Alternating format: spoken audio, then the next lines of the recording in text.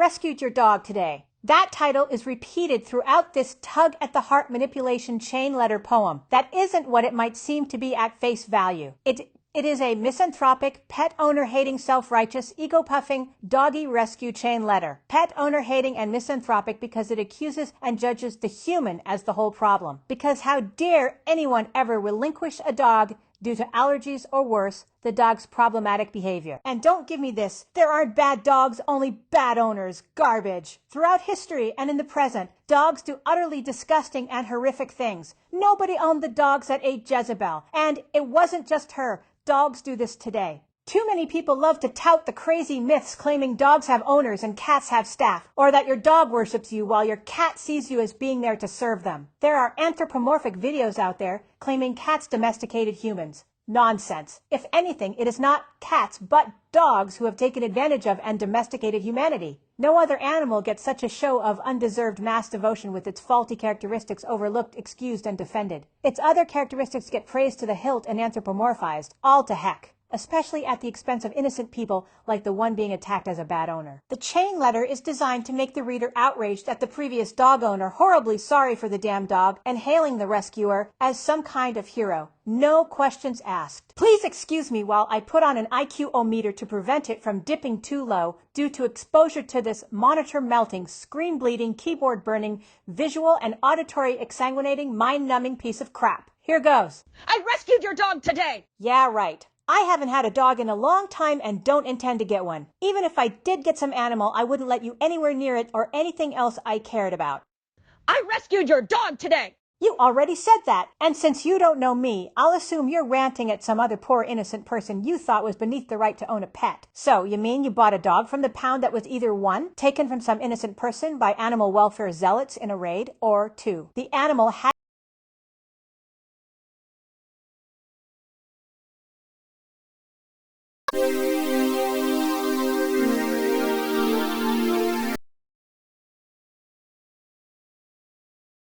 A rescuer's poem.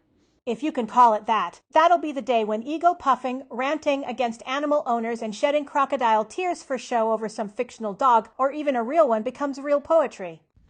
I rescued your dog today. The one you left at the pound, the one you had for 5 years, and then no longer wanted around. What sort of creep stalks an animal owner for 5 years, then dumps on them for taking their animal to the pound because their life changed, with the addition of someone in the home becoming acutely allergic to the dog? Or they got a new landlord that would evict them in 2 weeks if they didn't get rid of the dog. Or the owner became gravely ill and couldn't take care of the dog and no one else wanted it. So, oh, big-hearted so-called rescuer, if you hung around this person for 5 years, why did you wait to speak up when this poor person was so desperately trying to get their animal placed? Why is it that there was not a lift of a finger or a peep from you to help them out, and even take the dog until they gave up and took it to the pound? You kept quiet, watching this animal owner's frantic struggle to keep their head above water and try to place the dog. You said and did absolutely nothing, and you lay in wait until you were sure they had given up the dog to the pound, so you could scream, you didn't want your dog. Look.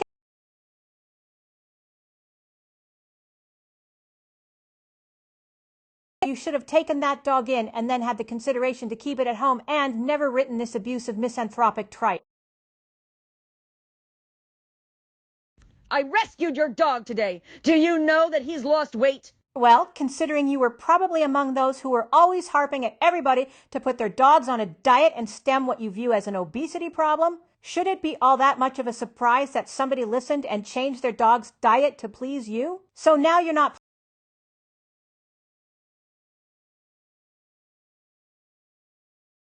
that the owner was starving the dog before taking it to the pound. Consider your manipulative piece of guilt-tripping, heartstring yanking garbage soundly rejected. You should be ashamed of yourself. And confused?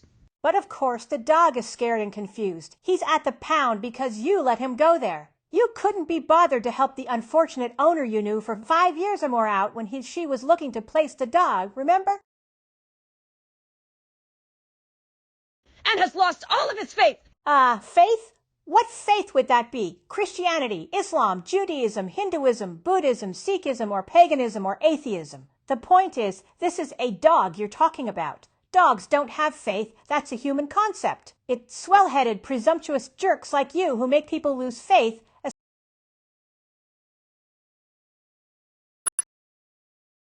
I rescued your dog today! You already said that several times. You really love to think highly of yourself and repeat that self-praise, don't you? What an ego. He had fleas and a terrible cold. Because you said nothing and offered no assistance when the dog owner was in trouble trying to place the dog. You caused that kennel cough and those animal pound fleas. But don't you worry yourself. You've unburdened your load. And you will give that unfortunate person plenty to worry about. You will spread your self-aggrandizing tale of dog heroism to anyone who will listen to you and those who are narrow-minded and idiot enough to hang on every word you say. You will do your bit to damage and condemn someone to hell for giving up a dog. You will pack a strong enough emotional wallop, hoping to create a pack of animal rescuer-worshipping drones who will snarl, hiss, roar, and bare their teeth at the mere mention of this unfortunate person you failed to help on purpose until they resorted to taking their dog to the pound. I rescued your dog today! So you keep saying and saying and saying... Were you having a baby or moving away? Oh, the hubris! You actually expect people to prioritize a dog so far above their unborn or newborn child, their housing, and other financial situation. If you had known the owner and the dog for 5 years, you would have known their situation and done the decent thing by your own standards. Take the dog at the first sign of distress from the owner at not being able to place it and hating to part with it all at the same time. You didn't! You waited strategically until the dog was at the pound so you could buy it and fund the animal raid people and then start making up terrible stories about how bad you think this owner was. Big expenses come with raising a child, and if this person had to move, maybe the place became too expensive or unlivable, and the only new place they could afford did not allow pets. Do you really expect this poor person to prevent or terminate a pregnancy or give up their child and go in over their head buying or renting a place they cannot afford, all for the sake of keeping a dog? Oh, that's right, considering your attitude, you would. You have no excuse. Taking on the dog proves you have the resources. You just sat there on your fat ass, looking down your nose at this person for 5 years, then jumped at the chance to get the dog out of the damn pound. It wasn't enough to offer to take the dog before that point. You didn't want to help out another person. You didn't even want the dog that badly. You wanted ill-gotten animal rescuer glory. Boasting that you rescued a dog from the pound sounds far more dramatic and heroic to you than buying a dog from a home that could no longer keep it. And you would have vilified this person for giving up the dog anyway, the pound notwithstanding. Did he suddenly get too big? After 5 years. I don't think so. And you just said the dog lost weight. That doesn't add up to suddenly getting too big. You can't even keep your pathetic story straight in your attempt to muddy this innocent person into the ground for giving up a dog. Or was there some other reason he couldn't stay?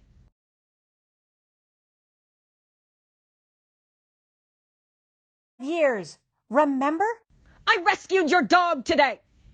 Each time you repeat that line, your conceit stinks more and more. He doesn't play or eat very much. What environment? You're not his familiar owner. He doesn't know you, or if you'll give him food.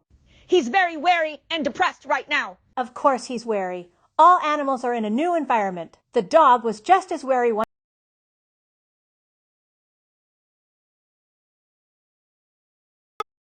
Which you made sure to exacerbate for the sake of your own ego. But with time we'll learn again to trust. If you're even half as good to that stupid dog as his previous owner was. Hint, tear yourself away from your computer in the mirror once in a while. I rescued your dog today!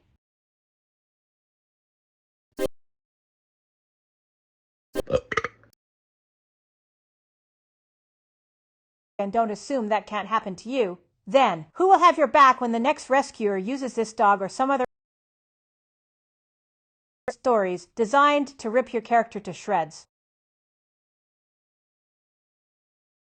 He's found his forever home! You can't guarantee a forever home. No one can. This is animal welfare totalitarian language designed to force people into submission to their control based on animal ownership or face punitive discrimination because they failed to pass some crazy biased screening and get black